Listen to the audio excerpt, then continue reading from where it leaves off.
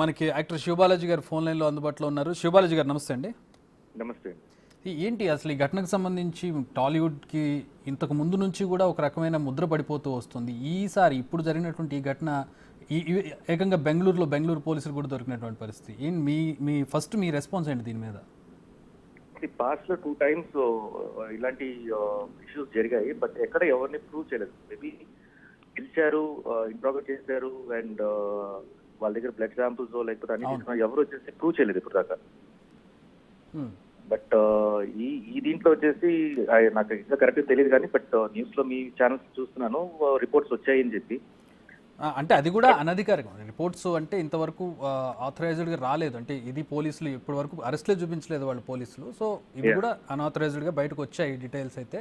So unauthorised ఉన్నప్పుడు నేను ప్రాపర్గా దాని గురించి ఏం డిసిషన్ తీసుకోలేను. But drugs, say no to drugs అనేది మేము ఆల్రెడీ క్యాంపెయినింగ్ స్టార్ట్ చేసాము. ఇప్పుడు ప్రెసెంట్ గవర్నమెంట్, కాంగ్రెస్ గవర్నమెంట్ వచ్చిన తర్వాత మేము సినిమాటోగ్రఫీ మినిస్టర్ దగ్గర వెళ్ళి మాట్లాడాము అండ్ డిప్యూటీ సీఎం గారి దగ్గర వెళ్ళి మాట్లాడాము.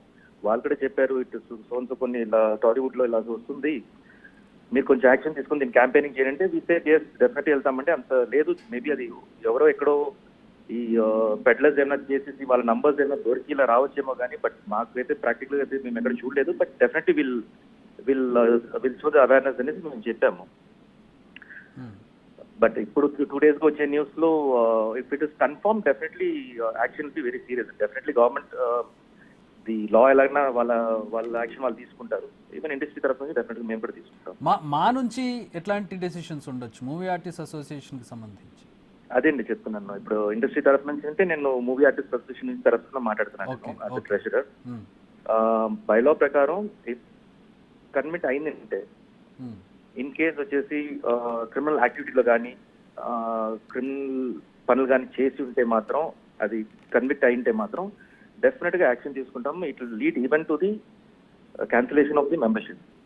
రైట్. శివబాలాజీ గారు, హౌ సీరియస్ ది మ్యాటర్ అనేది దాని పెట్టి ఉంటుంది. హోల్డ్ అనే సెకండ్ సార్, మా associate input editor Ganesh join అవుతున్నారు. Ganesh, carry on.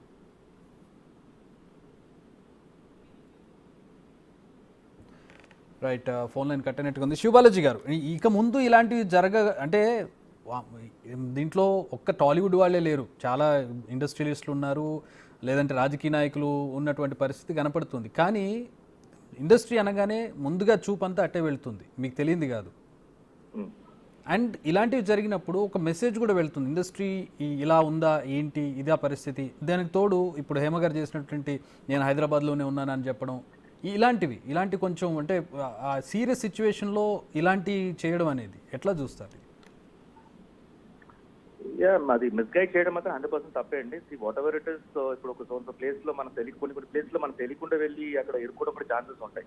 ఇప్పుడు జనరల్ గా వచ్చేసి సెలబ్రిటీస్ కానీ ఎవరో గెస్ట్లను కానీ పిలవడం కానీ, సెలబ్రిటీస్ పక్కన పెట్టండి, గెస్ట్ ని ఒక పార్టీకి పిలవడం కానీ ఇవన్నీ జరుగుతాయి. అన్ఎక్స్పెక్టెడ్ గా అక్కడ ఎక్కడో ఏదో ఒకటి జరిగిందని కానీ అందరూ తప్పు జరిగినప్పుడు డెఫినెట్ గా మనం వీఆర్ ఆల్ రెస్పాన్సిబుల్.